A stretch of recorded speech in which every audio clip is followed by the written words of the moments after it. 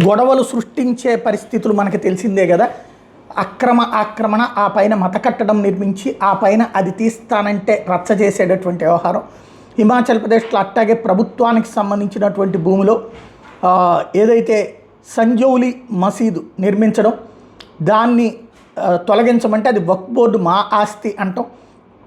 ఆ ఆస్తికి సంబంధించిన డాక్యుమెంట్స్ చూపించమని చెప్పి సిమ్లా కోర్టు అడగటం, ఎలాంటి డాక్యుమెంట్స్ చూపించలేకపోయింది.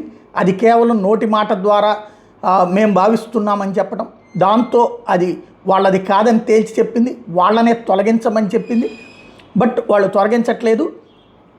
ముందైతే అదనంగా అంటే నిర్మాణానికి సంబంధించి అనుమతులు తీసుకున్న దానికంటే అదనంగా 2 ఫ్లోర్లు కట్టారు, అది తొలగించమంటే అది తొలగించలేదు.